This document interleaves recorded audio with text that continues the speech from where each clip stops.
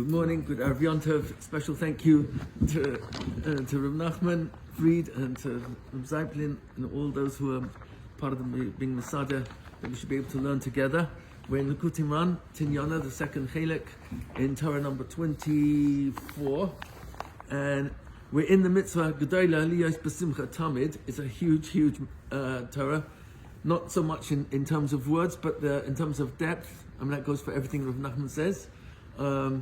Rabbi Rietti, he actually said a lot of very, very powerful claims. I hope one day it'll be shaykh to go through them. But one of them is that Ani Nahar, I'm a river. Asher metaher, ha-metaher, that's a very different language than just Asher. Ha-metaher mikol haktamim. Ha-metaher means the purifier. Mikol haktamim, of every imaginable stain. So a ketem is an interesting terminology. It refers to a stain that is penetrating. It goes inside whatever it's a stain. So it's not on the surface, it goes in. So if it's on a fabric, it's in the fabric. It's not on the fabric. You can just brush it off or blow it off or just wash it with one quick wipe of a wet cloth. A ketem, it means it's really gone inside. That's how the Radak explains a ketem. So to remove a stain that's deeply inside, like a tattoo, for example, there aren't really good ways of getting rid of the tattoos. I think maybe they've got more sophisticated nowadays, but it's a very powerful ink that is permanent. It used to be, I don't know if it's got any better, but it used to be the only way if you wanted to remove a tattoo, not you personally, but if you knew someone who wanted to remove a tattoo, you had to burn it off. So it's extremely painful because it's permanent. It's a permanent stain, so to speak. Literally, that actually is. But Rav Nachman making the claim that Ani Nahar, I am a river. Now, a Nahar is not the same as Nachal, which he also uses the lashon of Nachal Neveh Mekor Chachma, which is a pasuk from Mishlei. I thought I'd quickly mention it because the pasuk begins. It's in Perek Yud Ches, pasuk Dalet. Mayim amukim divrei fi ish. Deep are the waters of the mouth of a person. Ish is always referring usually to Gever. Gever is a person who's in control. Nachal Neveh Mekor Chachma. Nachal is also a river, but we can see in a few moments what the difference is. Neveh Mekor Chachma, that is actually flowing from the origin of wisdom. So in this metaphor, that means it's a river that's actually coming from the origin of wisdom, which is of course Hashem. So that means going through all the universes, all the way till Atzilus, and I imagine Ak as well, and being Yonik from the actual real Makar, the real source, which is HaKadosh Baruch Hu himself. So that itself is quite a claim. But the difference between Nachal, I just thought it would be interesting to be Mayim very briefly, and a Nahar. A Nahar is actually a fast-flowing river. Nahar is from the lashon of Naharot or Maher, quickly. The water's going very quickly. So that has the power to be metaher, to cleanse out whatever you put inside, because you've got to immerse in it. Ani metaher mikol haktamim. So my simple understanding of that claim is that anyone who immerses inside a river of this definition will get all the ktamim, mikol haktamim, every imaginable stain, no matter how deep penetrating it is. Rav Nachman has the power to remove that, and the reason why is because a nachal, which is not a nahar, a nachal can also be a river, but it's referring to where you've got a deep crevice or deep canyon rather, just between two valleys, like fjords in Norway. If any of you've been to Scandinavia, very, very deep, and the water that's flowing through there, that is a huge area. So the water there cuts out the ground beneath until it's a very, very deep, very, very deep. So that fits in the pasuk which Rav Nachman is quoting from, Mayim amukim divrei pi ish. The water's extreme, they're very, very, very deep. That's coming from the mouth of a person who the words are coming from his mouth, that's coming from his mind, that is actually, Yonik is actually flowing from Mekor Chachma, the actual real source of wisdom, which of course is HaKadosh Baruch Hu. So most of us, I learned from this Rebbe and this Rebbe, from this Sefer, this Shiur on an iPad, whatever it is. But what Rav Nachman is basically saying is that he got it straight from the source. So there's almost literally nothing in between. That's why it's very unusual that no one really knows who Rav Nachman's Rebbe was, because we know actually the Baal Shem HaKadosh, he had Achi Hashiloni, who was actually a Navi and was in the time of Moshe Rabbeinu and also Yah Navi.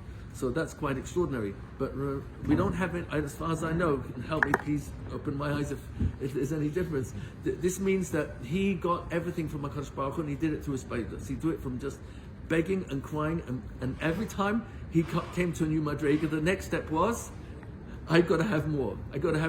And he would cry about it. He would beg and beg, because he felt like a nobody and a nothing until he got that, and then it was still more.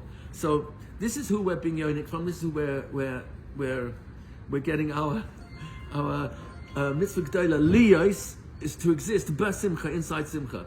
So we pointed out what we covered last time is that the mara shechera atzvos sitra achra yetzahara, everything that you want to, any name you want to give to this other side, which is contained in this black dot. The mitzvah g'dayla b'simcha means we are so immersed inside simcha that we can handle this. I thought a very simple metaphor. Imagine someone of the stature of, let's say, Elon Musk, who I don't know what he's worth today, how many hundreds of billions it is. It keeps fluctuating, but let's say it's 400 billion, just for argument's sake. So let's say you knew that you have in the bank, or many bank accounts, in total assets $400 billion, and just before you go to sleep, before Krich Malam Nita, you get a text that you've lost $1 million. It's just unaccounted for. It's gone. You've been scammed of $1 million. Are you going to still go to sleep tonight? Sure. Why are you going to go to sleep tonight? Why? There's another 400 billion. You got $399 million. I mean, it's my bank account is not scratched, so. It doesn't bother you because it's barely even a scratch. You need a microscope to see the scratch on this Rolls Royce. It's so small. You need it. It just doesn't count. It's so small. It's not even bottle b'shishim or b'elef. It's bottle. Even if it would be $1 billion, you're still probably going to go to sleep tonight. I'm guessing. Now that's 1,000 million. You're still going to go to sleep tonight. It doesn't bother you because your true assets are basically still untouched. So when we're talking about simcha, we're asking Hashem, please give us a simcha that is so deep and broad that we're immersed inside it, so that when Alam Hazeh hits us with all the Pekami Hazman and the Sitra Achra and the Yetzahara and the Baldava and the Mara Shchera and the Atzvas and whatever names we can come up for, it's not going to make a difference because our default is simcha, and the simcha is very real. So that's why Rav Nachman, which we will go through some of the things that he gives us as a list of why we should be b'simcha. Ani Zer Yisrael, that is everything, and that is very apropos for Erev Shavuos, because Ani Zer Yisrael started at Shavuos. Before Shavuos, a Jew was not a Jew unless he lived that lifestyle, but he didn't transfer to the next generation unless they lived that way. So Avram Avinu and Sarah Imenu were towering tzaddikim. Avram Avinu had from Keturah, who was Sarah's greatest, most accomplished of all her Talmidot. He gave birth to Yishmael. Yishmael was not a Jew. He didn't choose to live the life and values of his father. Esav is fathered and mothered by two of the greatest tzaddikim of the Avos and Imahos, Yitzhak and Rivka. He's not a Jew. He chose not to live the life of a Jew. It's only imprinted on us starting tonight, 3,333 years ago, is it? That at Har Sinai, it's permanent. And it's re-injected into the Shekhinah is re-injected, so to speak, into us. We lost it 40 days later. But otherwise, that is permanent. So once your mother's Jewish, you're Jewish. If your person's a Ger Tzedek, Jewish 100%, not 99.9. So Ani Zer Yisrael, Shelo Asani Goy, is really very apropos, because I've got to get into my mind. It's not just words. It's not a script. I'm happy because I'm not a Goy. I'm happy because I'm Zer Yisrael. It's beyond that. It's because Asher Bachabanu Mikolamim and Asher Kitishanu He made us different. Mavdil means completely separate. Mikol Amim, how? The mitzvah itself with his mitzvahs. So that's why I'm using this as an introduction to continue from the thread of last week, which is we're looking at the mitzvahs that actually you get any time of the day or night. The vast majority of them. So far, I've counted 117 mitzvahs of the mind.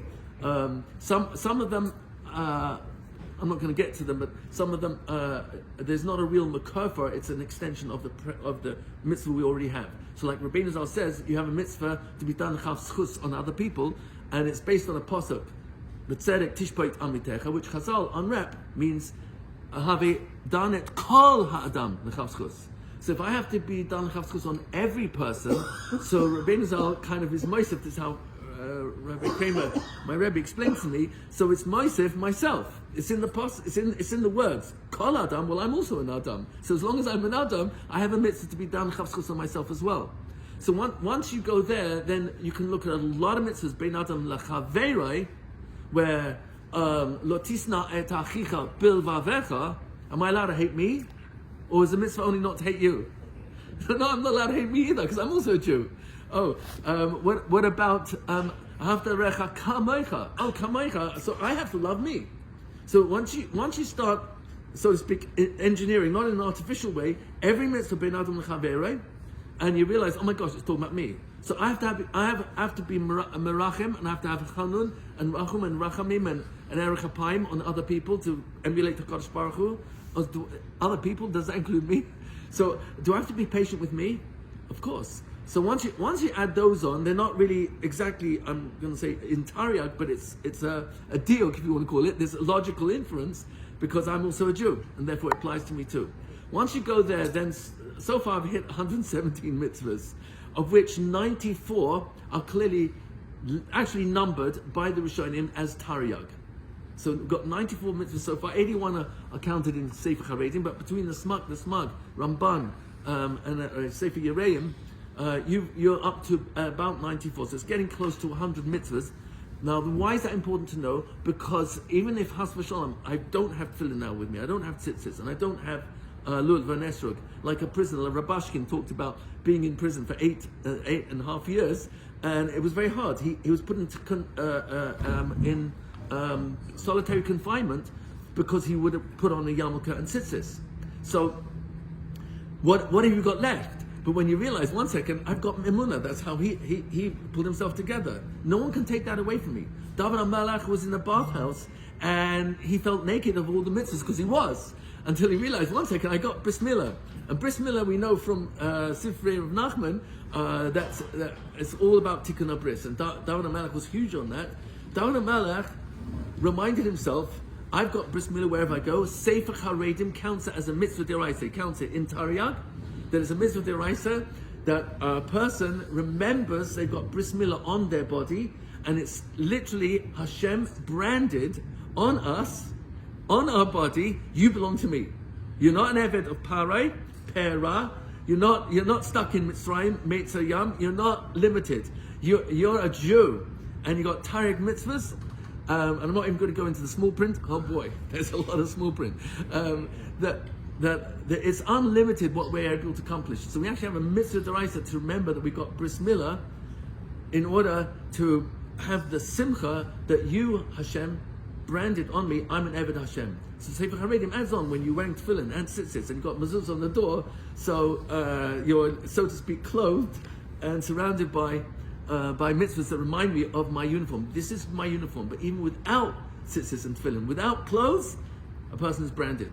So we're just going through, I'm going to go through this very quickly, mitzvahs that are part of the mind, that are included when we get to Likutei Halachas. And the Kitzur talks about looking for all the reasons why I owe myself simcha. So we're trying to increase the assets of our simcha bank so that we know what to rely upon. So if a person knows that they're worth $500 billion and they lose $1 million, it really is, it's completely insignificant. Even if he loses $1 billion, it's completely insignificant. But what's beautiful here is it's way better, more superior than money, because no one can take what I know of who I am away from me. and that's what we carry with us into eternity. So we talked about a few mitzvahs last week. I'm not going to say them. Mitzvah of Emunah, mitzvah that nothing else exists except for Kodesh Baruch Hu, Hashem is one. Love Hashem, and these are multipliers. Every mitzvah that's mentioned more than once in the Torah, as many times as it's mentioned, that's how many mitzvahs you get for that mitzvah. So when you have Emunah, because it's mentioned multiple times, you get it for every number of times it's mentioned. According to Malas HaTorah, which is the Vilna Gaon's brother, Rabbi Avram Kramer, he claims from his brother, the Vilna Gaon, that actually includes Nach as well. So as many times you find a mitzvah in Nach and Chumash, that's how many times you get that mitzvah. He actually brings there also, there's a Gemara in Sotah, the Lamed Zayin going on to Lamed Ches, right at the bottom of Lamed Zayin going into Lamed Ches, which talks about every mitzvah is actually 4 mitzvahs. Every single mitzvah is immediately 4 mitzvahs. Why?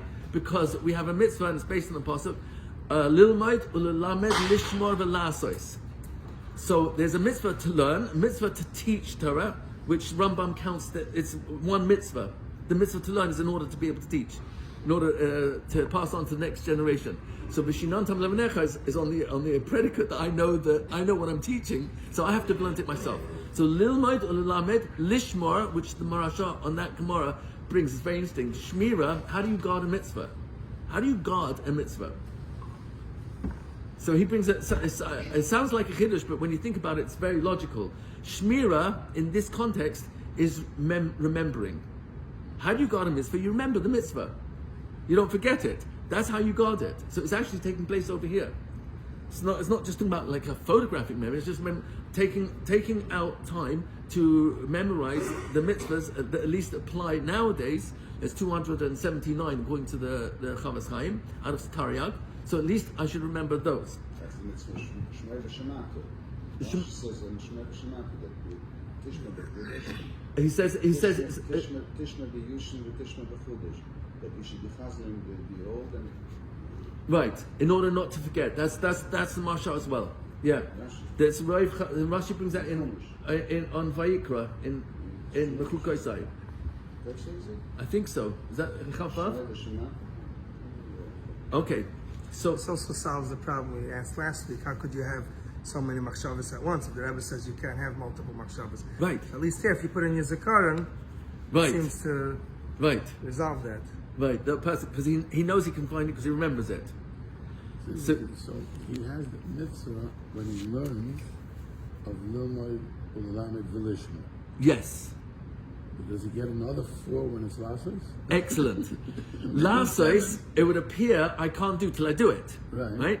So this is where it becomes so glaring. Hashem is almost literally looking for excuses to give us extraordinary eternity, because we have a mitzvah of Korban Pesach, which in Perek Yud Beis in Parshas Bo. So when we got the mitzvah to bring the Korban Pesach, the pasuk says V'chein Yasu, and we did it. V'chein When Yisrael Yasu, the Jewish people did it. So Rashi points out straight away. He's actually quoting a Chazal. I don't remember where the Gemara is.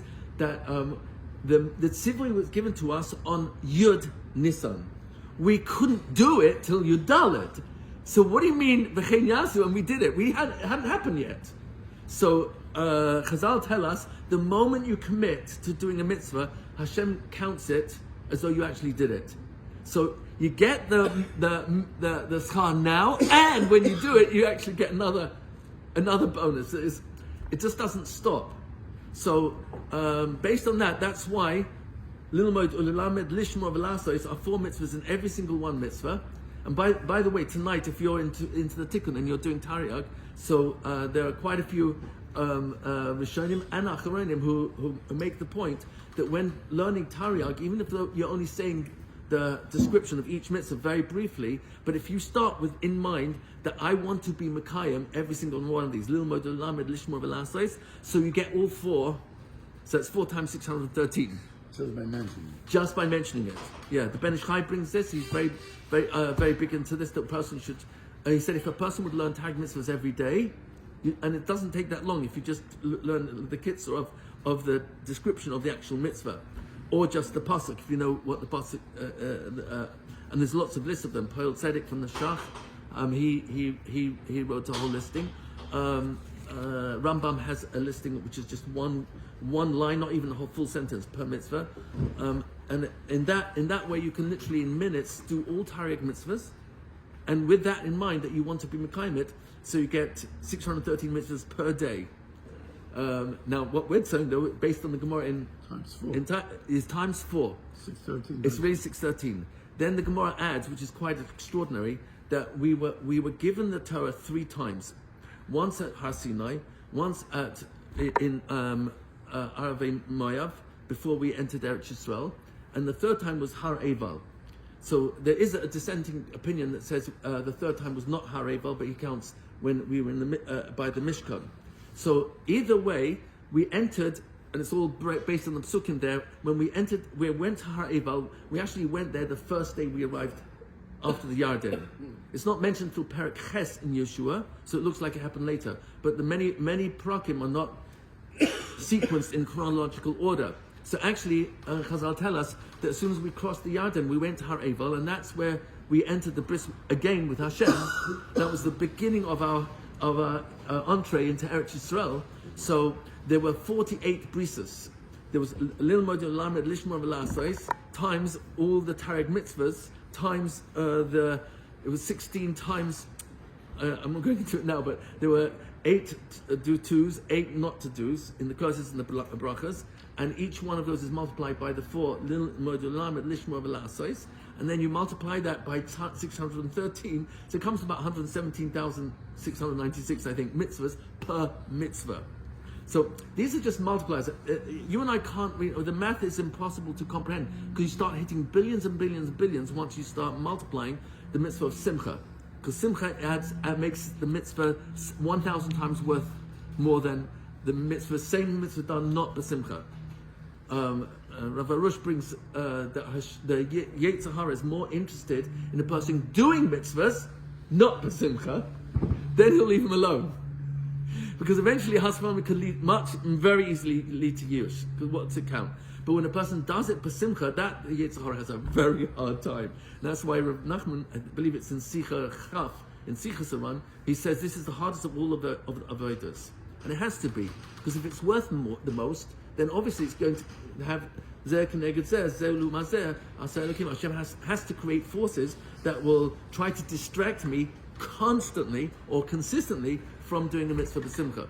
So it gets it goes, the numbers are exponential, because once you take the mitzvah and payah that Talmud Torah is keneged kulam, so how many mitzvahs is each word of the Torah worth? According to the Vilna Gaon, it's each ois. So now you've got 613 mitzvahs, or 612 per word of Torah. It gets impossible to be Messiah. So that's why in Olam HaEmes, you and I can't fathom the math that's going on over there. Okay, so being in fear of Hashem, that's mentioned 52 times. So every time you avoid an Aveira, or you feel awe or fear for HaKadosh Baruch Hu, you got 52 mitzvahs right there, according to Malas HaTorah. Where does it say that the Simcha makes the mitzvah like 1,000 times? So that's brought in Shar HaSimcha of Orchot Tzadikim. So in the section he breaks the chapters into Sharim. So in Shar HaSimcha he says it's 1,000 yados. It's 1,000 times worth more. I personally think it's an exaggeration, and I'll explain. In the opposite, 1,000 is the highest unit number. It's the highest unit number in Tanakh.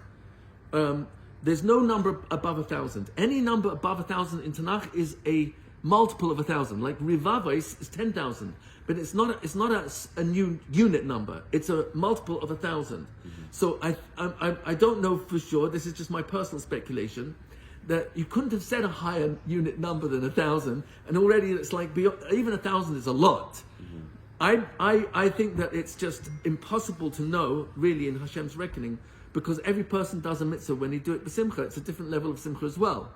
So that being the case, I'm guessing that 1,000 is actually a really exaggeration on the low side. It's Gonna find a bigger number. So that's the highest number that you can actually multiply itself, because you might be b'simcha the fact that you were able to do b'simcha. So now, and the position that I'm in, and you can, it keeps multiplying. So, and you might even remember, like there was a Gemara in Brachas, I don't remember, there's a test where there was I can't remember the name, there was a brother of a particular Amora who was smiling all day, and they want to know what the reason was. He said because he davened nates that morning. It was Semach Geula L'Tfilah. Semach Geula L'Tfilah by the Sikkim. Says that it's better than that. According to the Gemara says it. Semach Geula L'Tfilah. Semach Geula L'Tfilah. So because he hit that moment, which I mean, Chazal say, yeah, the smile didn't leave him the whole day. So if he's besimcha the whole day because of that one mitzvah. So according to Rabbi Rietti, what's happening is that he's multiplying. Because every time he remembers that he did the mitzvah b'simcha, and that's really what Rav Nachman is talking about when he talks about being done chafschus on ourselves and reish pei base, the finding the nekudas tovos. I put on tefillin this morning. Oh, you put on Rabbeinu Tam as well. Oh, you learned a couple of sifim in Shulchan Aruch before you took your tefillin and talis off. Oh, you wore talis cotton, talis gottel. It's every nekuda tova, and it's such an interesting language. Nekuda is a point. So every point in a Sefer Torah, or you're writing the mezuzah or the tefillin, the touch of the tip of the quill on the parchment, that starts a point, and the nekuda, like the apex of the yud, is the highest level in yud kei vav kei, whatever. So it comes out that a nekuda tova is the smallest dot you can possibly come to, and that's exactly what Rav Nachman wants us to know, that a bissel's oichet good, a little bit.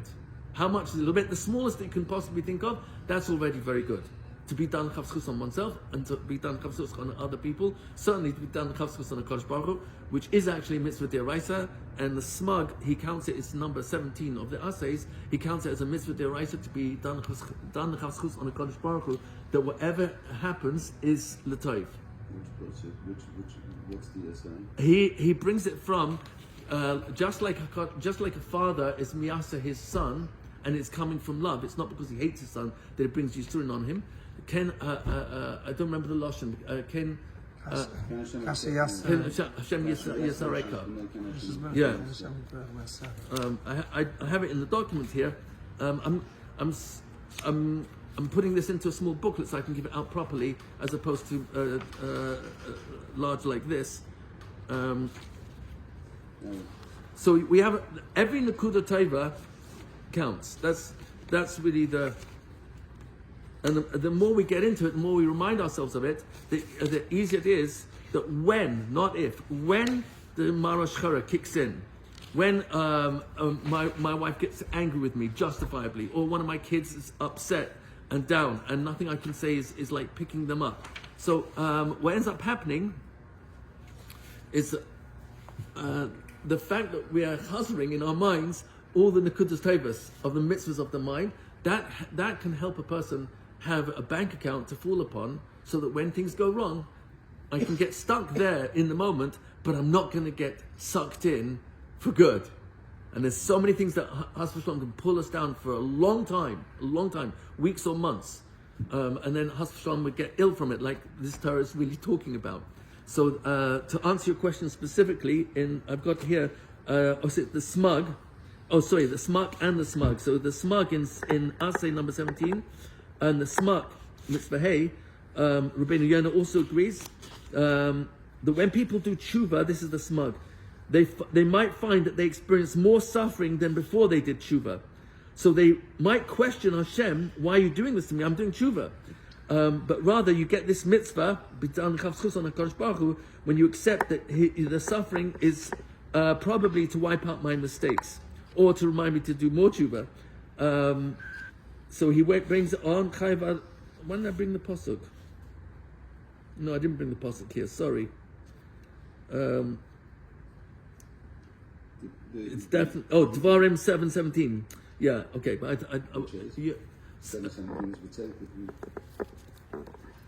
I'll find it for you in a second. 7:17.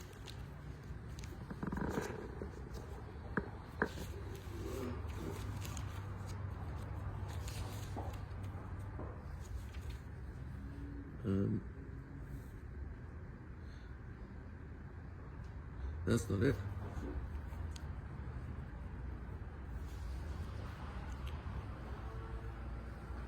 Nope, that's not it. I don't have. I was reading the wrong footnote. Is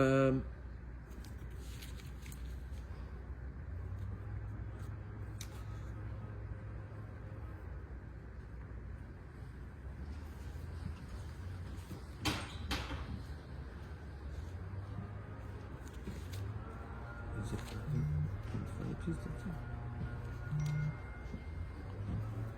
Is it in 4? Maybe it's in 4. I think it's in 8. Okay. Daf sign Chazorah.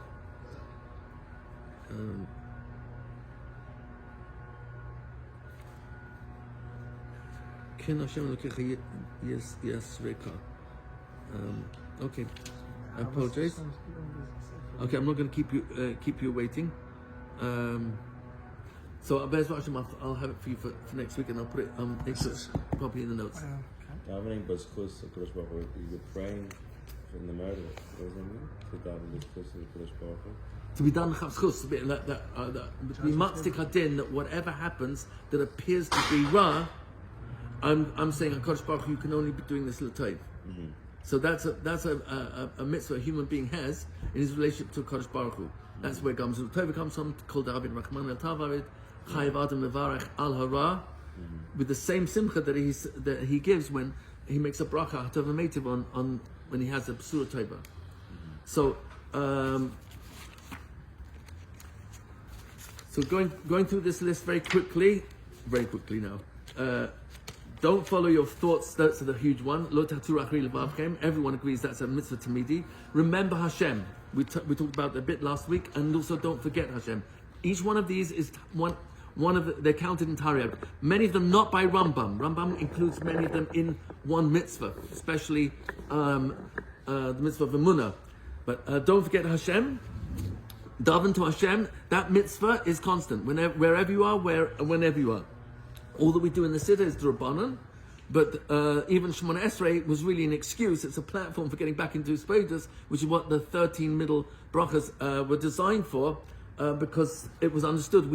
It's a discipline. The Hisbodedus is a discipline, as much as it's doesn't have to be framed in any particular script, but it's still a discipline to actually make time to go to my therapist. So says HaKadosh Baruch Hu, really the mitzvah deraisa is all day long. And it doesn't cost anything. There are literally no restrictions except for foul-smelling place or in the bathroom. But otherwise, that's actually the mitzvah anytime, anywhere. Be a Kiddush Hashem, and the Sittel Katan brings that every single second a person thinks about, I'm willing to die for Kodesh Baruch Hu. I'm willing to be thrown into fire for Hashem. He gets this mitzvah. Be davak to Hashem. That's Ledabek boy. Rambam takes the side that it's referring to being Davak B'yodav, those who are close to Hashem and know Him, which is the Talmidei Chachamim, through marrying a daughter to a Talmid Chacham, doing Pakmatya, business with Talmid Chacham. This is where you come into contact with all of Chosh and Mishpat, hopefully, in seeing how they live their lives when it comes to business, and eating and drinking with the Talmid Chacham. Because there's something to be seen there. Anyone who saw you see Rabbi Shimaya Morgenstern, Nissim David Kivak, all these special people. I remember Rabbi Segel, Meshor Shiva. These are extraordinary people. They're very, very, very careful with how they ate. So you saw that their minds were somewhere else. And Rabbeinu Zal brings, I think it's New Testament, that the greatest rotzen a person can experience is actually b'shas achila. It's that really means focusing in the moment, that preferably with my eyes closed, and actually not just enjoying the nitzotzes, which is what the taste is really created by. The taste comes from the nitzotzes of kedusha in the achila, but actually we know that everything, we've talked about this before, because this is what this Torah is really telling us, is that everything we think is affecting the entire body. That's why illness is caused by a lack of simcha. Simcha can cure the illness, and it can also prevent the illness. So in a very much same way, when a person's eating and their thoughts are on loving Hashem for the delicious food, and thanking Hashem for, that's on like a posh pshat level, thanking Hashem that this is nutritious, and especially if we're following Kitzur Shulchan Aruch in Perek Lamed Beis, easy to remember, Leiv. He talks about many of the halachas that Rambam brings in Hilchos Deis and Perek Daled to do with ways to maintain health and avoid illness. So the Kitzur Shulchan Aruch says to drink your food, don't eat it. That means chew it and chew it and chew it as many times as it takes till it's liquid, and then swallow. It's extremely kind to the stomach, but that's a conscious effort. So when I'm busy scrolling and looking at the latest, my mind is not so much on the eating. And l'chatchila, I'm not even allowed to answer amen. And amen you get olam haba for. I'm not allowed to answer amen when there's food in my mouth, in case I might choke. But besides that, my mind is meant to actually be in the greatest level, though, is actually Ritzonos of Hashem. You're so good to me. I just want to be close to you. Please bring me closer to you. So all that is in. So that next one is emulate Hashem. Halachah b'drachav. So any mitzvah that Hashem demonstrates to us, chesed, b'gochoylem, hachnasas orchim, etc., which are examples that the Torah gives of HaKadosh Baruch Hu's mitzvahs. So I'm supposed to emulate that. Erech Apayim was huge. Be tamim with Hashem. This is Tariag. This is in Tariag. Chesed Charedim, Ramban counts it. Tamim tiyeh im Hashem Elokecha. This was huge. It's so huge that when Rav Nosson was on his deathbed, he said, the only one thing I'm not sure of is if I really fulfilled the shiur, the measure of tamimus that Rabbeinu Zal intended, because tamimus is everything. The whole story of the Tam and the Hacham is like really, it's all there. It's all there. That it didn't matter what he ate, it was delicious. It didn't matter what he was wearing, it was the best coat or the best garment, and it was the same food, it was the same slice of bread, dry and old, and it was the exact same sheepskin coat, etc. But as far as he was concerned, it was all man. It was just, he was living in paradise. And whatever Yagir Kapecha, even though it was objectively, not subjectively, objectively an inferior shoe to everybody else's, whoever you would compare the manufacture of any shoe throughout the whole world in history, his was inferior. It would get the lowest mark in any rating, and he was so happy because in his mind, I'm being judged by me. I'm not judged by what you are and what you can do. It's none of my business. How brilliant you are and how better you are is none of my business. This is my business. It's a beautiful. Thank you, Hashem, for such a beautiful shoe. It's got 3 corners. Mishuleshet, which we mentioned. Hananya, the Gabbai in Shiner's Vesikim Minyan, so he's huge into gematrias and surafei oisius. He's a Breslover, Baruch Hashem. And he said, Mishuleshet is the oisius mitzvah simcha liyoy sameach tamid. So and that's who the Tam was. So the mitzvah of Tamimus, Rashi tells us on that pasuk, Perek Yud Ches pasuk Yud Gimel in Dvarim, Parshas Shoftim. What does it mean to be a Tam? So Rashi says, Tamim tiyeh Hashem Elokecha, his halech imay b'tmimus. Go with Hashem in Tamimus. Utitzah peloi. Titzah means to expect. Expect HaKadosh Baruch Hu v'lo yitachkor achar atidos. Don't speculate about what's going to be tomorrow, where this is leading to, what's going to be with the kids, how they're going to stay married, my health. Don't speculate. Ela kol ma sheyava alecha kabel b'tmimus. Whatever comes upon you, accept it with tmimus. V'az tia imo lechelkai. Then you'll be with HaKadosh Baruch Hu. He's quoting actually the Sifri there, so it's not his own words, it's a Chazal. So you'd think that would be literally the Lashon of Rambam. So Tamimus is huge, just doing the mitzvah as is. In the Lashon of the Pasuk, when Yaakov Avinu is called Ishtam, it's very interesting that Rashi says, Kaliboy Kempiv. What's Tam? Tam means complete. The Targum on that Pasuk in Per Kafeh is complete. Tam means shalem. Shalem, it's complete. Shalom, from the word shalom. Shalem means complete. That means before it was complete, before it was Shalem, it was not Shalem. So that means there are pieces that are not working together. Shalom is actually when differences come together. That's in Torah Pei in the Kutimran, in first Chelek. Rav Nachman talks about the Ikar Shalom is when you're mitzaref two opposites. So what are the two opposites here? So Rashi brings it's kaliboy ken piv. What you're thinking and therefore feeling, that's what comes out your mouth.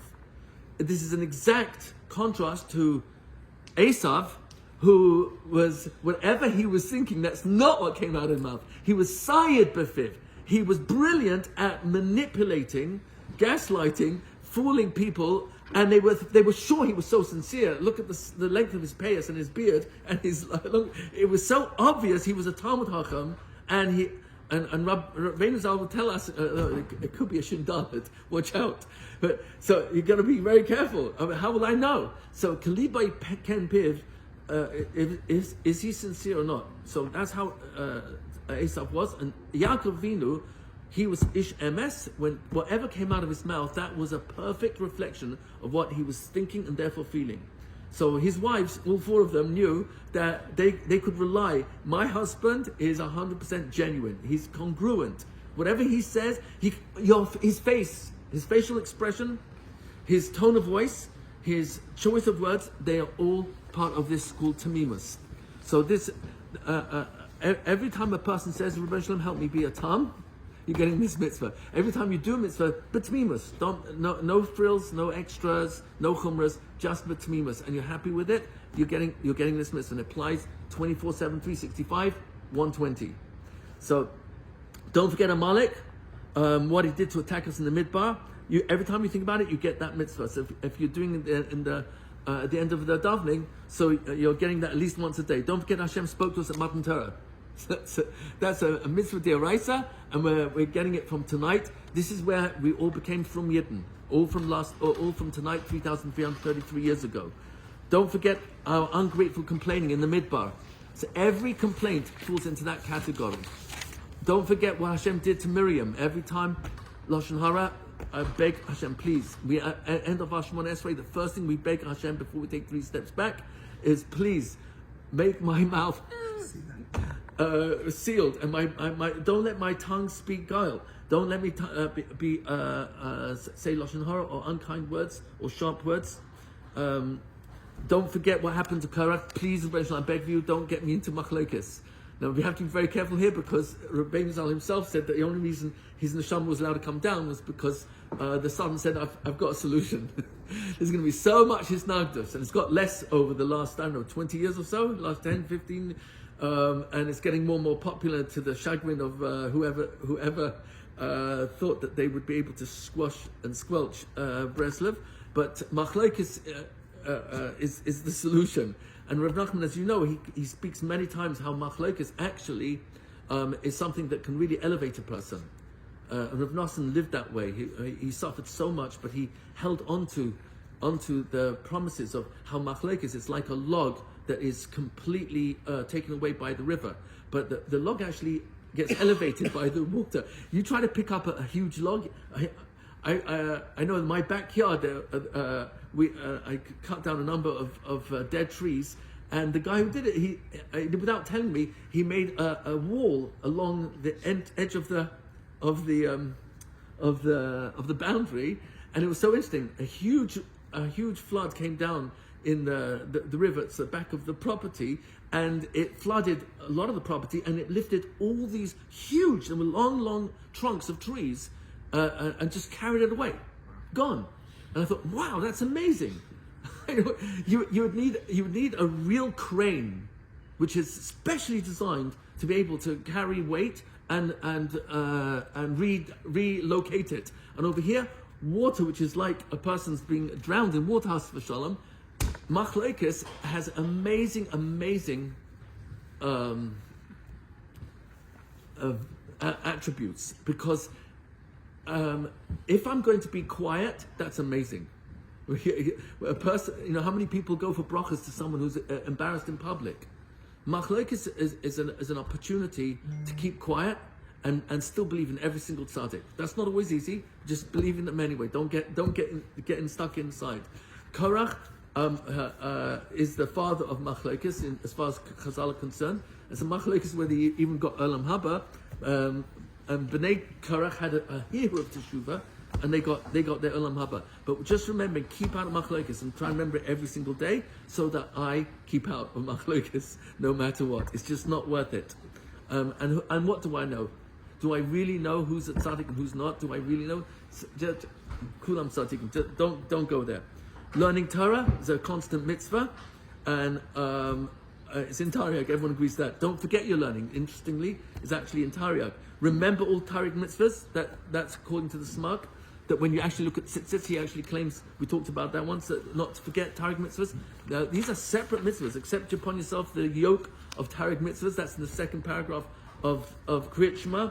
Constantly remember you are an Eved of Hashem. We mentioned that today with the Bris Milah. Look at your tzitzit to remember Tariq mitzvahs. Don't deviate from any of the mitzvahs. Lotasu min adava asher yagidu, and that's Amunah in Hachamim, who are telling us how the mitzvahs are manifest in halakha to the smallest detail. All these are reasons to be basimcha that we're mekayim this. That at least we say, when I'm invited to do an aveira, I'm going to refuse. That alone is already creating malachim who are molich moisei in the derech who he wants to go in. So all this is filling our simcha bank, that this is who I really am, committing to becoming. Love every Jew. It's huge, huge, huge. Love every Gad Tzedek. These are mitzvahs that are constant. Don't accept lashon hara. Remember the day of Shabbos. Some say it's actually a constant mitzvah. Every single moment you remember Shabbos is coming, you get a mitzvah d'oraisa. Remember what Hashem did to Paro and Egypt, and it's not just what happened in the past. It's to remember that HaKadosh Baruch Hu, there's nothing you can't do. You could take a whole slave nation out of the most powerful empire in world history, in order that when we stood at Har Sinai, starting tonight onwards, Anochi Hashem Elokecha, I am your constant, Elokecha, power of all powers. Asher hotziticha me'eretz Mitzrayim. I took you out of Mitzrayim. If I could take a whole nation out of Mitzrayim, the most powerful empire in world history, then there's nothing I can't do for you. And it's all said in Lashon Yachid to every single person personally. Anochi Hashem, it doesn't say Elokechem, Elokecha. Asher hotziticha, not Asher hotzitechem. So it means every single Jew should look at that as not just an event I'm supposed to remember and I get in the mitzvah of remembering. No, it's the message of the event. There's nothing you can't do, so I can turn to you for everything. There's nothing I can't ask you to help me with this difficult relationship, this difficult marriage, with this difficult child, with this difficult mother-in-law, father-in-law. It makes no difference what it is. Hashem is telling me, I can take you out. If I can take you out of Mitzrayim, I can take you out of your personal Mitzrayim too. Remember Matan Torah? It's a mitzvah d'oraisa. Remember Hashem's kindness to you and your forefathers. We mentioned it a few times. Sefer Haredim brings it.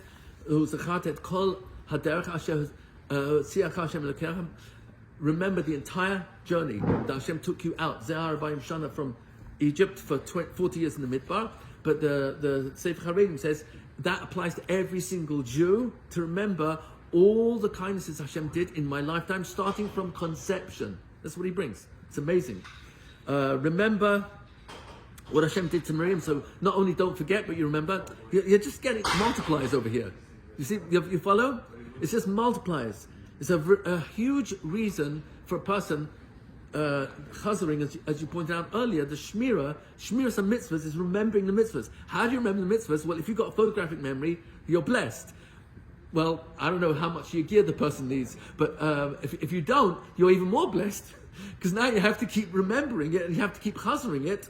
And by chazering it, that is what counts more than a perfect memory, way more, because now you've got your gear, and for the gear there's much more reward. And if it's really hard because you've got a poor memory, I've got a poor memory. I know it may not look like that, but I've got below average. I failed high school. I failed my O levels. I think I may have shared that with you. I was really not good academically. I was not good.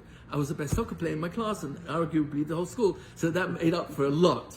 It's an automatic passport. If you're very athletic, and I happen to be extremely good at soccer, I almost signed up for Chelsea until I found out I didn't even know. I didn't know that you weren't allowed to run on grass on Shabbos. So I went to the trials and I got through the 750 candidates into the last 15. two positions, number 9 and goalkeeper. It kept me out of trouble. Playing soccer saved my life. I thank Hashem frequently that you saved my life. You sent me to school where I was so good at soccer and I was recognized for it that I wasn't interested in some of the other things that the kids were allowed to do in recess. But there's so much to be grateful to HaKadosh Baruch Hu for. How do we get onto this? I don't even remember. To remember Memory. What? Memory. Oh, so I had a very poor memory. I was not good in academics, thank you. And I mentioned it earlier, there's no such thing as a bad memory or a good memory. There's trained memory and untrained memory. Roiv Chazara is huge, that's a huge way, but it's also the simcha in the Chazara, and it's Likutei Tfilas, begging Hashem, Rebbeinu Shalom, I'm chazering this, please help me. Help me to reach a point where it sticks, but not just the shmira of sticking, but I actually remember to be mekayim it, because that's the whole purpose of lilmod ulalamed, lishmor, to remember it, in order to la'asos. And that's right, it's right inside the pasuk. Uzachartem et kol mitzvosai. Urisimosai, you look at the tzitzis. Uzachartem et kol mitzvosai. You can't have a zechira unless you've learnt it. So I have to know Tarek mitzvahs. Uzachartem et kol mitzvosai, so I can remember all of them. And then va'asisemoisam. Now I can do them. And the pasuk's not finished yet, because now Hashem can command me, V'lo taturu acharei levavchem. Don't follow what you think, because now I've told you the mitzvahs of the mind, entire mitzvahs, you know which mitzvahs to think and which averas not to think. Lo tisna et achicha belvavecha. Lo titor et bnei amecha. Lo, don't go into revenge. Don't go into resentment. Don't go into sinner. Don't go into kinna. Don't go into tachmoit. Don't go where I told you not to go there. I'm not sure if I gave you the mashal. It's like being in the dark, and you have a torch, a flashlight. So it's an English term. Sorry. You have a flashlight in your hand. So the flashlight helps you see the path, so you don't go off the path. So I would think, this is great. I've got a flashlight that tells me where to go. But actually, more than the light that's showing me where to go, the darkness is telling me where not to go. So there's nothing wrong with the bad, it's actually good. So all the loita says are really helpful. And in this pasuk, lo taturu acharei levavchem v'acharei nechem, if I just took those words on their own, I would think, Rebbeinu Shalom, this doesn't make any sense. I'm not supposed to follow my thoughts and what my eyes see. That's all I can see is what my eyes see. And that's all I can think is what I think. What are you talking about? Oh, so Rebbeinu Shalom says, look, please do chazara on the whole pasuk. Ur isem oisai. The reason to have your tzitzis is because the 8 fringes and the 5 knots, which is 13, plus the gematria of tzitzis, which is 600, between it all, 613. So that's a way to remember. But I'm asking you, look at the tzitzis, so you uzchartem et kol mitzvosai va'asisem oitam. Now that you're doing them, because you remember them, now I can tell you what to think and what not to think. And that's why mitzvahs of the mind are so important. So Rabbeinu Zal, in here, well, not in the Likutei Tfilas of Nassan brings, we should remember, I put on tefillin this morning, I put on tzitzit, and I davened. Rav Nachman later on also talks about just being b'simcha, that you said the words. Even if I didn't say it with kavanah and simcha, I said the words. That's also huge. That means even the Nekuta Tova was not done b'simcha, but it was done. That's already celebration. We are already victorious. But now what we're doing is we're saying, okay, but what about all the mitzvahs of the mind?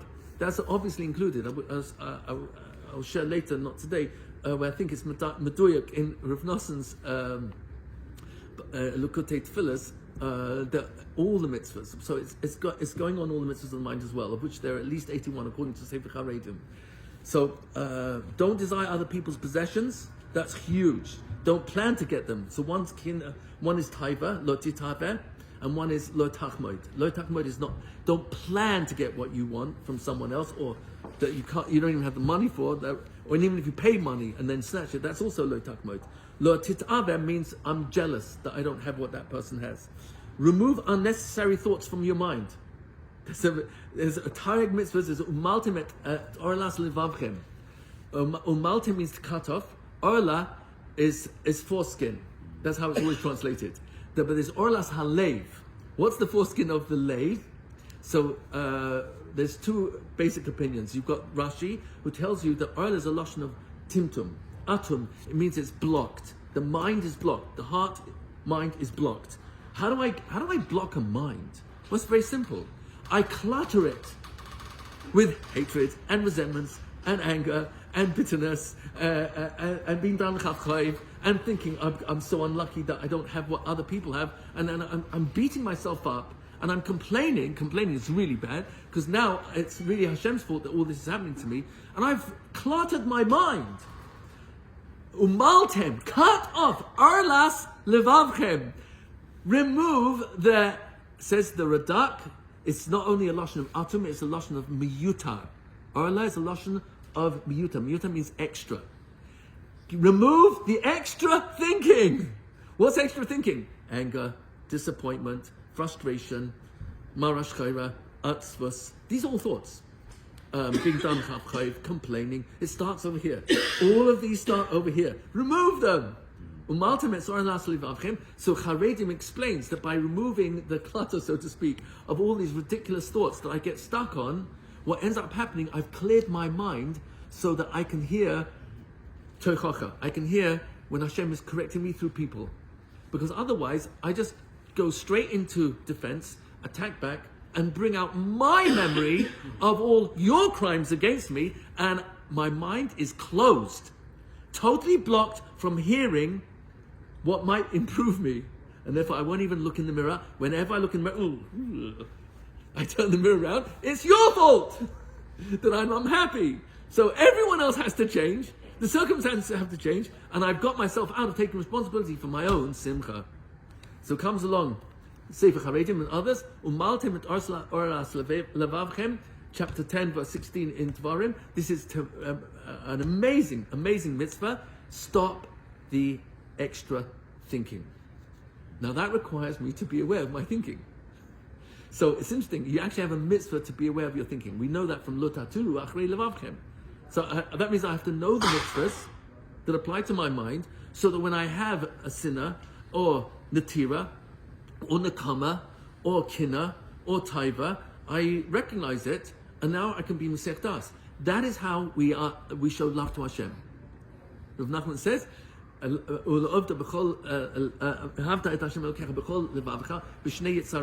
Chazal, but in Mem Tes, where he talks about Hamachshavas Tovas Hema Yetzer Tov, the Machshavas Ras Hema Yetzer Hara. So now I've got a chance that because I know which mitzvah is the Yetzer Hara, Lo Tisna, Lo Titar, Lo Tachmoid, Lo Titaver. Once I know what the mitzvahs are that I'm not supposed to go, the black, I know not to go there. Now you're serving Hashem with love by ignoring that hirur. The hirur comes up, but by actually turning away from it and saying, I'm not going there, and you switch to, Rav Nachman talks about getting involved in learning, or davening, or tehillim, or masal matam, or get busy with a business still. Catch up on phone calls. We learned yesterday. Sorry? We learned it yesterday. Yeah? So you're fully prepared. So Samachay.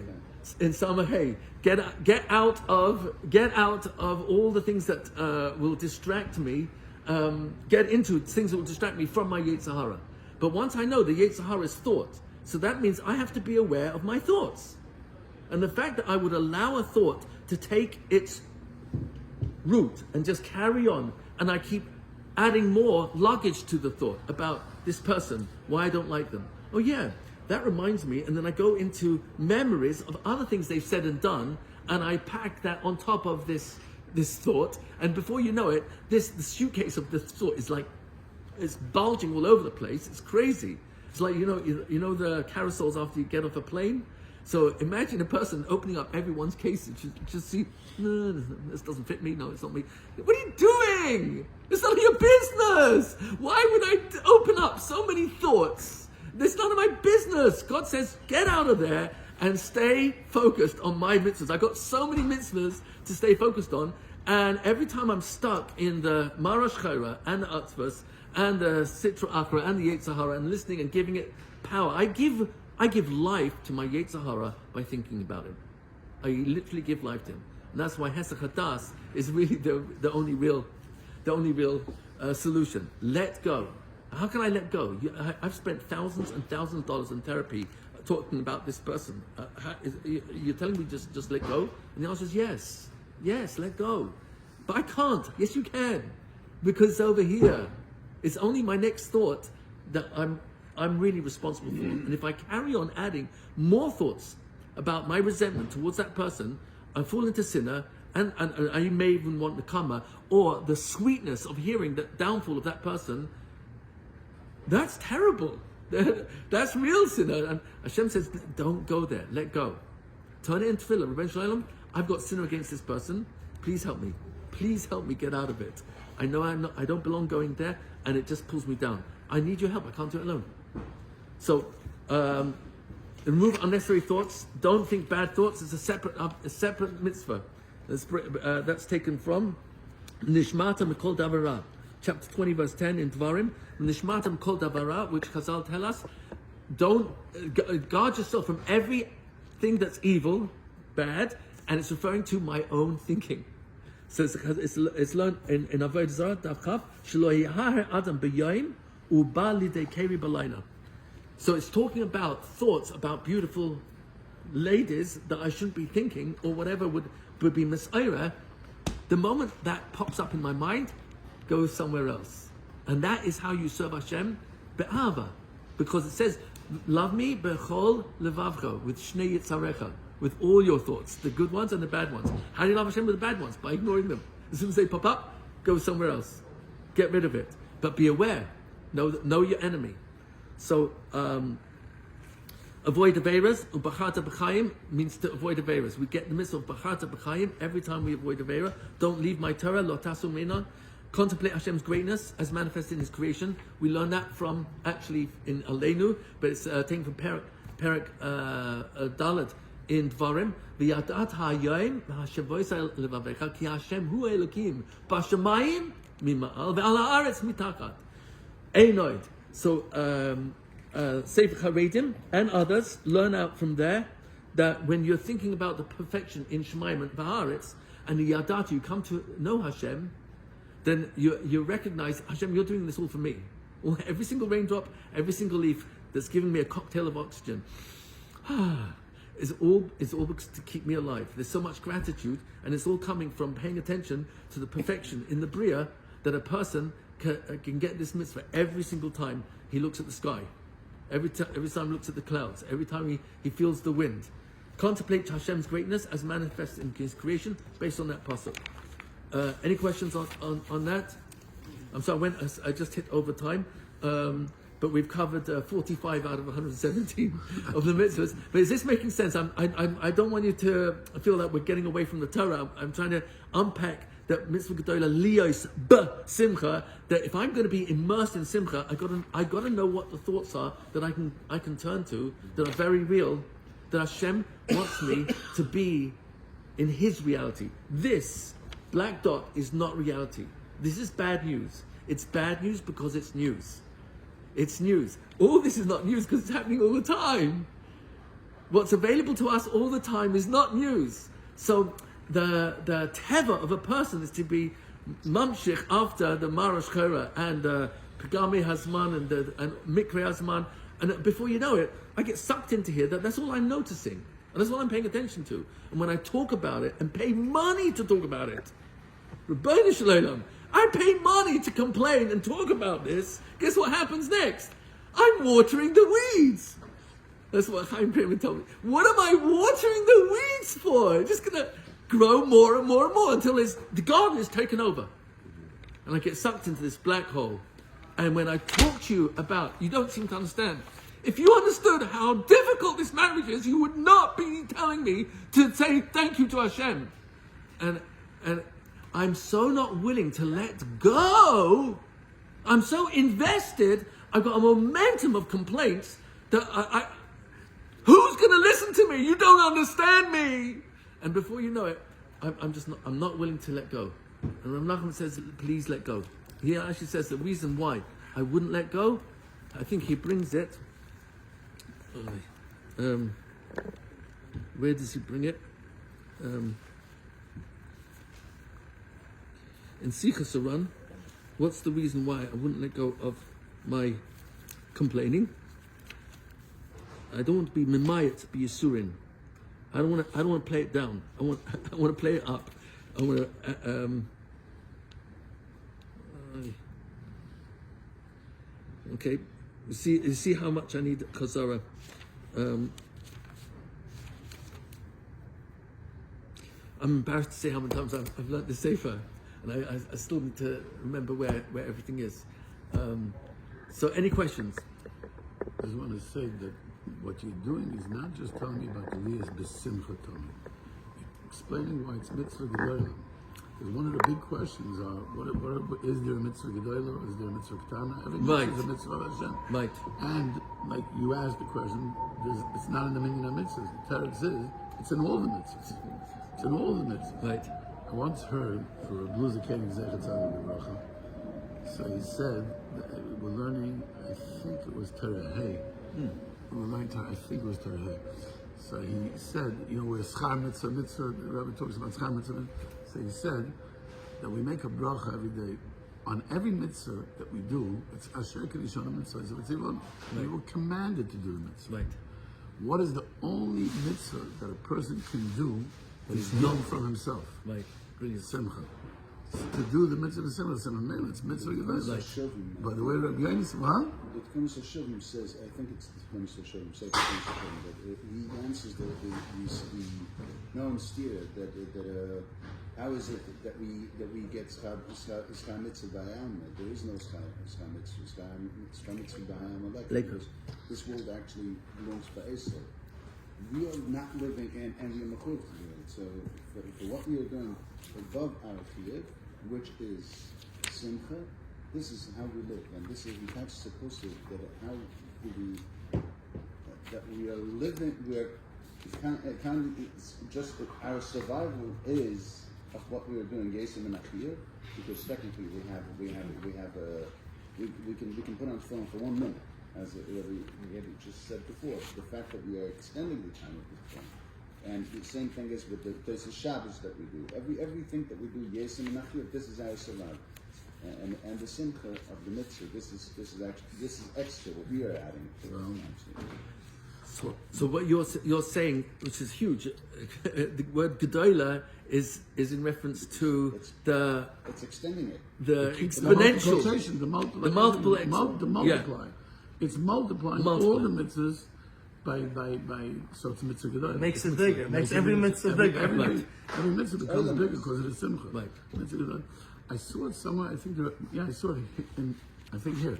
Rabbeinu Bechaya brings. I think he brings it here in the back. I'll read it to you because he brings here. Rabbeinu Bechaya says that is because there is no. The only reference to simcha, other than the samach b'chag, yes, is tachas hashavah b'chag Hashem b'chag with simcha too. Yeah. So he brings here Rabbeinu Bechaya. Yeah. Tachas Hashem b'avdei Hashem is over. Yehoysa avoid b'simcha. Shechayev adam al simcha v's'aftei b'mitzvah v'simcha b'maisa mitzvah b'fnei atzma. Yeah. Rabbeinu Bechaya brings from tachas hashavah that milvada schar before. Listen to this. Milvada schar sheyesh lo ala mitzvah. Besides the schar that he gets for the mitzvah, yesh lo schar ala mitzvah, ala simcha. That simcha is the mitzvah because simcha b'maisa mitzvah b'fnei atzma. It's its own mitzvah. But it must be that there is one level of simcha that we have a chiyuv. Just to elaborate on the multiplication of the simcha itself. Because being that the Torah says, the Pasuk says that the whole punishment is we earned actually the punishment by not being the simcha, right? So it must be that to some extent we have a chiyuv of simcha, and this is like any other mitzvah. Right, because regardless of simcha, you said the mitzvah gedolah is with simcha. The multiplication, or the fact that I'm more happy than just the core chiyuv of it. That is something that can actually multiply multiple times, and for that we have yesim and achiyuv. Because if we're getting punished for not being the simcha, that's already like any other of the six. Perhaps you can also say the Rebbe says in Torah of Gimel, we learned it together, that simcha hainu kedusha. That simcha is kedusha. What is the kedusha? We explained that the kedusha is my nefesh alikis, my nefesh, my chelik alikami mal. Because the simcha is coming from internal. It's coming from a real place of simcha, ha-simcha, the Rebbe says, the simcha, is the place of Kedusha. That's an infinite place. So if you get to do mitzvah gedol b'simcha tamid, you're going into simcha, you're going into infinity. So it's mitzvah gedol. You're going into the place of Kedusha, you're going into infinity. But we have to ignite it. What? We have to ignite it. So you need to do something external. It's because the external circumstances are being mashpia to be ba'atzis amaris chayra. So Rabbi says you're stuck in the external. I have an eitzah also, milsa d'shtusa. Do something external to bring you joy, to be able to trace it back to Asimcha, to Kedusha, which is mitzvah gedol is b'simcha tam. Rabbi Rietti, he actually gave me mamish a gewaldige pshata. I always was bothered by this question. And they all ask about it. Where should he go? What do you mean he's exil of going in the darkness? Right. By your noshel explaining with the flashlight showing that the dark is doing for you much bigger favor than not to go there. So basically, you can apply it. You can actually interpret the pasuk that it speaks when you have a light. You go. You have a choice where to go. And the dark is actually showing you not to go there, but you choose to go to reroute. You're a fool for going off the path and going to the right or to the left. Go into the dark. Excellent.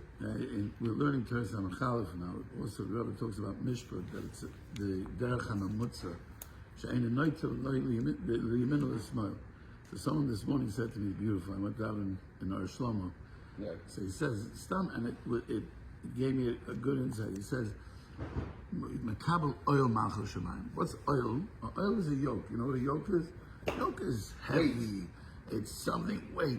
And whenever you hear that, it somehow doesn't sit right with being Makabel oil malchus shemayim. So he says, no, the yoke is a director. When you're carrying a yoke, there's weight on both sides, right? So it's giving you direction not to go, not to yamin, not to smell. It's giving you direction. It's not yoke from the heaviness, right? It's I need this as my navigator, as to be keeping me from going to the right. Gewaldig. Shlomo says, "Tov lagever ki Yisrael ben urav." Why? Because the yoke actually is the greatest benefit for you. For sure, because if you practice it while you're still young, and you connect to it, then it's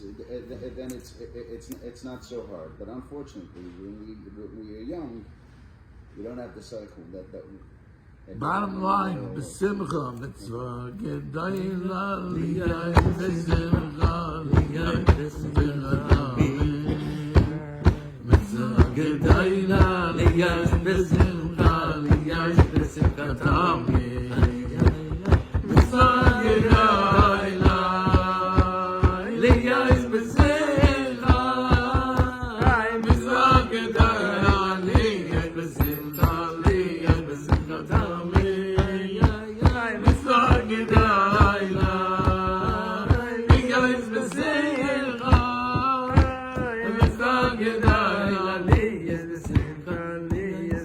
just he said that the Rav Nosson brings it that the biggest simcha is that Ani Mizera Yisrael, right?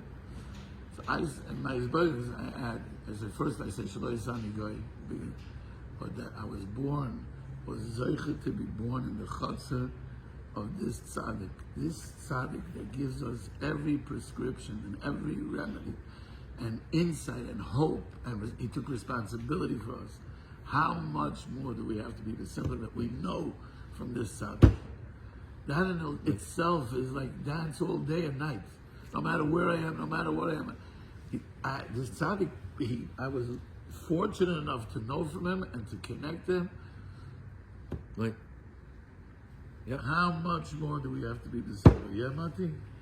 Yeah. We were zeicha. We are zeicha. Yeah. And we can make so many more people be zeicha. That's our mission.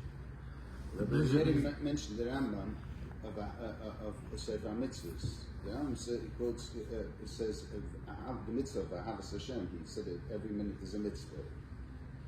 The Rambam says that how do you know if you have Ahavas Hashem? And when a person, the nature is that when a person loves something and he's truly in love with something, naturally he will preach about it, and he will want his close friends also to love it, also to connect in the same way. And this is how you can test your Ahavas Hashem. He said you should be zoiche and make others. 100%. When you make others, that's a proof.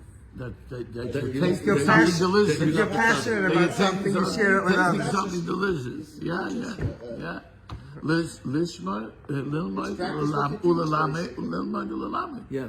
The Rebbe says in a different Torah, he brings a Chazal, I think, that Torah, Loimed Amanas, Torah, Mazet Torah is Chaz, the Gemara says. Yeah. Torah is Chaz, Loimed Amanas Lam, that the Iker Limud is Amanas Lam. So if you're tasting this delicious, delightful Torah, how could you not share it with somebody else? How could you not? You're right. If you don't, there's a chesed in your house. Yeah, 100%. Rabbi Rietti, you want to share something? So I found the Sichas Raman. It's just the first few words. Ama acha kol hayisurim. He said, after all the suffering, afal pichein Hashem isparch meiti v'manu. Hashem is still very good with us. Rak she'ein anu roitzim lahaktin et hayisurim. The problem is not recognizing how much Hashem is good. Is I don't want to make the Yisurin less. So I'm going to inflate it. I'm not going to deflate it. V'gam be'emes b'vatay einam Yisurim katanim. Even though the person's going through HGLL in this world, so they're not Yisurin katanim. Aval neged dveikus echad LaHashem Yisbarach masha zoichen le'ezu b'china shel dveikus b'machshava oy b'chinas acheret. Just one thought can actually be mevatel all the Yisurin. Kol ha-Yisurin einam klum neged zeh. Against that one thought of dveikus, all the Yisurin fall apart. V'al yadam be'atzmam miskavim u'mdabkim elav yisbarach. It's through these thoughts that we can come close to Hashem. So he gives extreme examples. That if a person Hashem is ill, who's taking my health away? It's Hashem. Also, now I can come closer to you. Or if Hashem, I'm just going to say it in third person, if someone Hashem loses a child, that's the example he gives. It's Hashem who's taking the child. Now that child is closer to HaKadosh Baruch Hu. So what's the person complaining about? It's their loss, but not the child's loss. The child is gaining. That's the end of that sikha. But the point is, psychologically, if you want to call it that, I don't want to be mucked in the Yisra. I don't want to lessen them, and so I just got to tell you. But the question is, when does it stop? Can you help me turn it around? And if not, if you're not listening, you're not getting it. I'm going to go to someone else, and I'll get it off my chest with them, and before you know it, I'm living inside it. The black dot has sucked me in. Sheyav Hashem Yachiach. Hashem does something to you, that means you're close to him, he loves you. There's an Eitzah from the Chovs Talmid, and he writes that if somebody has real That's not if a person has real diabetes, real things that he has to take care of it, he should take like 10 minutes a day. Take this 10 minutes, say, okay, these 10 minutes are going to be only for all real things that I have to think. You say about extra thoughts, okay, after 10 minutes, okay, I thought about it, now I can put it in. Move on. Till tomorrow. Tomorrow I'll take another 10 minutes to think about it. The Pelearic says very similar to it. He says that it's a difference of having a concern or be concerned. Having a concern is get up in the morning, the first 10 minutes, daven for it, have a concern. Yes, that's the tachlis of it. But you should daven. You should make a plan for it. Yes, but being concerned, that's being right. So amazing. But going back to Mati's question is actually something that was questioned last night by the Shiur. How do you? What's the difference? How can you remember everything if the Rebbe explains that you only have one machshava existing? Correct. So how does it get stored? The answer was that get it stored in the memory, right? So I'll give you going back to our original mashal, which we started this year with, is you're worth, let's say, $400 billion. So you don't have to count every single dollar to make sure it's still there. You know that's what you're worth.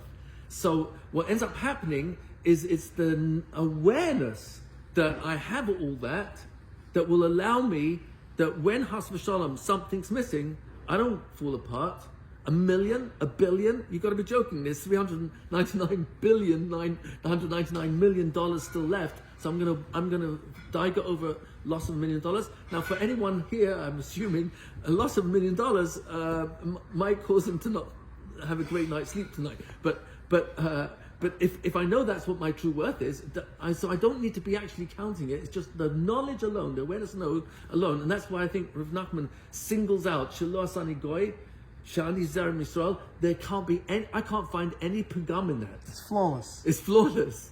But the bigger picture of that is Tarek Mitzvahs. The bigger picture of that is we've been given everything we need in this world to enjoy this world, even with Yisurin, and invest in Olam Haba in eternity. So just that knowledge alone. So I agree, it's not something I can start. Okay, I've got to go through my list of mitzvahs which will pick me up, or the list of things that Rav Nachman says these are good reasons to be besimcha. But knowing that's in my bank account, because I have chazed it enough times, that I really believe it. I really believe it. So having a balance sheet is what the Nachman says in Torah Samach, right? That this is what's connecting it. Is it like? I mean, Remember. we learned that the Oisies don't want to leave you. Yes. The Oisies want to stick together, and they want it to become like one plan. Right. So Someone was you're asking, explaining how could you think that of the bays if you're not interconnect them? And we couldn't understand what is the interconnection. If you're not paying attention in the moment. Yes. So, if you only have one machshavah, so yes, I'm already I in think- Maseches Kalayim. How am I still in Maseches Brachos? I mean, how does that interconnect? So as you know, Stay Roiv together. Chazara means that the information is in there, but we don't have to worry about it because it's simply there. In the real big picture, Rav Nachman wants us to finish Kol HaTorah Kula for the simple reason that in Olam HaEmes we'll be taught everything about whatever we learned. So for that alone, I should try and finish Kol HaTorah Kula at least once in my lifetime, so that I'm only going to be taught what I learned. So I'm going to learn everything, even though I don't understand it deeply. But the neshama, knows it all, remembers it all. There's no such thing as forgetfulness. And yesterday he goes on a chip. We were saying he goes on like a Yeah. like You SD pick card. it up like before you leave the office. You download everything Download. into your memory. Yes. It's all there. It should just be there, Right. and you will elaborate when you get on the plane. But one of the many things I love about Rabbeinu Zal, Rav Nachman, is that even the shikha has a huge upside, huge, and he even says, I think it's in Chavav in Sichas Haran, that many people will say that shikha is a doubt, it's a negative. So he said, by me, it's very virtuous. Why? Because if I were to remember all my averas and all my mistakes, I would just be down on myself. I couldn't be able to carry it. So I've got shikha for that. But also, even shikha for Torah means, so now I have to go over it again. So, and if it's hard for me, then it's at least 100 times worth more than if it weren't hard for me. Because that's the Avos Reb Nosson, Perek Vav, Ois Gimel says, Mutav mitzvah achat b'tzar, mimea shaloi b'tzar. So if a person's got a poor memory, I should be celebrating because it's harder, because I don't remember. But I think in answer to your question, I don't have to remember every ois of every word of all the tefillah, but the awareness that Hashem is actually connecting them all, because it came out my mind and my mouth. That awareness is what counts. Amazing. Shkoyach. Next week's Shiur Mitzvah will be at 9:15 a.m. Yeah, thank you. again, If you don't so- mind, have to be up. Okay. Can you make it wide? Hopefully Tzvi will show up. He zooms it. So if they even come. Shkoyach. Thank you everyone for attending today. Wow, amazing. Shkoyach. Good.